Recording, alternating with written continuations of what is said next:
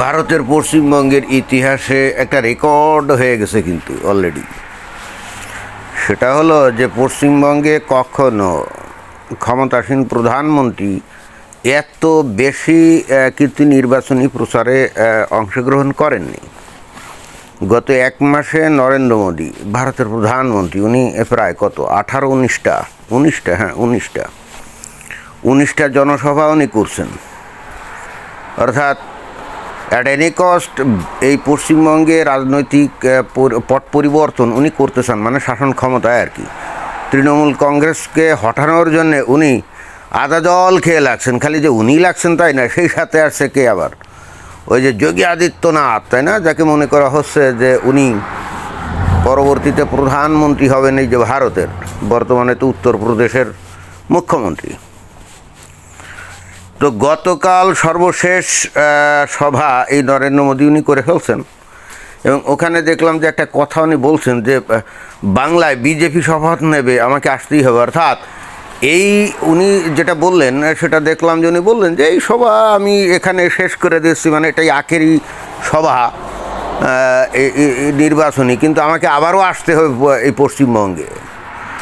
কখন 7 তারিখে যখন ভোটের ফলাফল জানা যাবে এবং বিজেপি জিতে যাবে, তখন তাদের শপথ পড়ানোর কাজ করানো লাগবে না?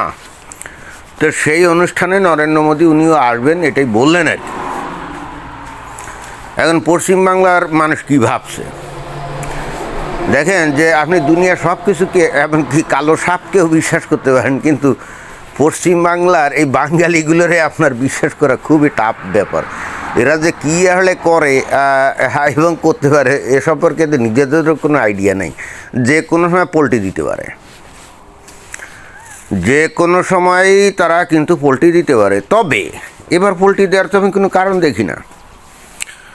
লক্ষ্মীর ভাণ্ডার এটা ওটা সেটার নামে এই তৃণমূল কংগ্রেস যা যা এই পশ্চিমবঙ্গের লোকজনকে ভিক্ষা শিক্ষা দিত আর কি, তাই না? ওই যে আগে নাকি 1000 টাকা দিত লক্ষ্মী ভাণ্ডার, এখন 500 টাকা বাড়িয়ে 1500 টাকা করছে। তো আমি তো বারবার বলি যে এই 1500 টাকা এরা করে কি, মাল খায়, পাঞ্চ বাংলা মাল খায়, তাই না? তো ভালো কথা যদি ওই দিক দিয়েও হিসাব করা হয় তাহলেও তো এবার ওই বিজেপিকেই ভোট দিতে হবে। কী কারণে? কারণ বিজেপি বলছে কিসের 1500 টাকা, আমরা 3000 টাকা দেবো। তো সারা মাসের মাল কেনার টাকা দিবে, তাহলে ভোট বিজেপিকে না দিয়ে তো কোনো উপায় আমি দেখি না। আর একবার যখন বলে ফেলছে 3000 টাকা দেবো, তখন কি সেখান থেকে আর কমাতে পারবে? বলেন, পারবে না। এখন বাংলাদেশের পশ্চিমবাংলার মানুষ এখন মাল খাওয়ার জন্যে বিজেপিকে ভোট দেবে কিনা, মানে সেটা তাদের নির্ধারণ করতে হবে। তবে অলরেডি ফার্স্ট ফেজে কত 152টা যে সিট, তার ইলেকশন তো হয়ে গেছে, তাই না, নির্বাচন তো হয়ে গেছে। দেখলাম বিভিন্ন রকম জরিপ টরিপ হচ্ছে, লোকজন বলা করছে। এখন বাস্তবিক কী হচ্ছে কে জানে। তবে লোকজনে বলছে প্রায় 70 থেকে 80টা সিট নাকি ওইখানে বিজেপি পাবে, ওই 152টার মধ্যে। তো পশ্চিমবঙ্গে ক্ষমতা যাইতে গেলে কত 148টা সিট লাগবে, রাইট? তো ধরা যাক যদি 80টা পায়, তাহলে আরও তো প্রায় 70টার মতো লাগবে, আরও প্রায় 70টার মতো লাগবে না, আরও প্রায় 70টার মতো লাগবে। এখন 142টাই মনে হয় না, 142টা সিট এখন বাকি আছে। তাহলে এই 142টার মধ্যে কি 70টা পাবে বিজেপি? কারণ এখন যে সমস্ত জায়গায় ইলেকশন হবে 29 তারিখে, সেই সমস্ত জায়গায় তো বিজেপির প্রভাব প্রতিপত্তি অত বেশি না। বস্তুত উত্তরবঙ্গেই বিজেপির একটা ব্যাপক প্রভাব, এবং গত যে কোনো ইলেকশনে এই উত্তরবঙ্গ থেকে কিন্তু বিজেপি অনেক সিট পেয়েছে। সেই তুলনায় এই মানে এই দক্ষিণবঙ্গে এখানে বিজেপি তো ভালো করছে এরকম দেখা যায় না। তবে এবার একটা মানে যেটা দেখলাম আর কি, আমিও একটু পর্যবেক্ষণ করলাম, গত ইলেকশনে তো কংগ্রেস অথবা ওই যে সিপিএম মানে বামপন্থার যারা ও তো কোনো পাত্তাই ছিল না। তবে এইবার নাকি মানে মুসলিম ভোটাররা কিছুটা ডাইভার্ট হয়ে এই সিপিএম অথবা কংগ্রেসকে নির্বাচনের দিকে যাচ্ছে, অর্থাৎ এইবার তারা মানে সিট টিট পাইতে পারে। তো যদি সেটা হয় তাহলে সেইগুলো তো টিএমসির ভোটই কাটবে, তাই না? সেক্ষেত্রে বিজেপির কিছু লাভ হওয়ার সম্ভাবনা এখন খুব জটিল একটা ক্যালকুলেশনের মধ্যেই আছে।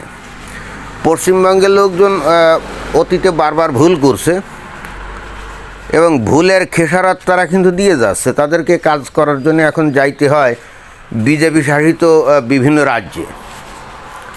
কি অদ্ভুত ব্যাপার, নিজের দেশে তারা ভোট দিয়ে এমন মানুষদেরকে জয়যুক্ত করে যারা তাদের কাজের কোনো সংস্থান করতে পারে না, আর যাদের এগেনস্টে তারা ভোট দেয় সেই সমস্ত দেশে গিয়ে, অর্থাৎ সেই সমস্ত রাজ্যে গিয়ে তারা আবার কাজ করে। কত পিকুলিয়ার হলে এটা সম্ভব? আচ্ছা, আপনি মনে করেন যে ওই বিজেপি শাসিত রাজ্য, আপনি উত্তরপ্রদেশে কাজের জন্য গেলেন, রাইট? কিন্তু ওই পশ্চিমবঙ্গে ফেরত এসে আপনি টিএমসিকে যদি ভোট দেন, তাহলে আপনি কি আপনার মতো গাধা এই দুনিয়াতে আর আছে? আপনার টিএমসি যদি এতই ভালো হবে তাহলে সে তো আপনার রাজ্যে আপনার কাজের ব্যবস্থা করতে পারতো, কিন্তু সেটা কিন্তু পারে নাই। আপনারে 1-1.5 টাকা মাসিক ভাতা দিয়ে আপনারে খুশি রাখছে। তো 1-1.5 টাকা ভাই কি হয়? কিছুই তো হয় না, হয় নাকি? তো এখন যাই হোক, নানা রকম জল্পনা কল্পনা, নানা রকম হচ্ছে যে 152টার মধ্যে নাকি 80টার মতো সিট বিজেপি পাবে। এই যে ইলেকশন যেটা অলরেডি হয়ে গেছে, এখন ক্ষমতায় যেতে গেলে আরও তো তাকে 70টা আসন লাগবে। তো 142টা বাকি আছে, বাকিগুলো কি এখান থেকে জোগাড় করতে পারবে কিনা? তবে হ্যাঁ, এবার বিজেপির পক্ষে একটা হাইপ দেখা যাচ্ছে। লোকজন মনে করছে যে পশ্চিমবঙ্গে একটা পরিবর্তন দরকার, কারণ যাকে বসানো হয়েছে সেই মমতা বন্দ্যোপাধ্যায়। বারবার আমি কিন্তু একটা কথা বলি, দেখেন যে সত্যিকার অর্থে এই ভারতে রাজনীতিবিদ যেগুলা, তাদের জীবনযাত্রা অনেকটাই সহজ সরল, তাই না? যে মমতা বন্দ্যোপাধ্যায় বাইরে থেকে দেখলে তাকে অত্যন্ত সহজ সরল মনে হয় না? সাদা কাপড় পরে, চপ্পল পরে ঘুরে বেড়ায়, একেবারে কি বলা যায়, যুদ্ধংদেহী মনোভাব নিয়ে সারাক্ষণ থাকে। এবং মমতা বন্দ্যোপাধ্যায়ের কাছ থেকে ব্যক্তিগতভাবে মানুষ কিন্তু অনেক উপকৃতও হয়েছে, এতে কিন্তু কোনো সন্দেহ নেই। কেউ যদি হাসপাতালে চিকিৎসা করতে যাবে, টাকা টুকা নাই, ফ্রি চিকিৎসা করতে হবে, মমতা বন্দ্যোপাধ্যায়ের কাছে একবার পৌঁছে যদি খালি বলা হয় যে আমার এই বিপদ, উনি কিন্তু এই ব্যবসাগুলো করেন। এই কোয়ালিটি কিন্তু তার আছে, এমন না যে ওই কোয়ালিটি তার নাই। কিন্তু ওনার সবচেয়ে বড় যে সমস্যা দেখলাম, উনি নিজে হয়তো ব্যক্তিগতভাবে এগুলো লালন করেন, ধারণ করেন, কিন্তু ওনার চারপাশে যেগুলো আছে তারা তো খাই পার্টি, ভয়ঙ্কর দুর্নীতিবাজ, তাই না? অনেকটা বাংলাদেশের শেখ হাসিনার মতো। এখন দেখা যাক কি হয়।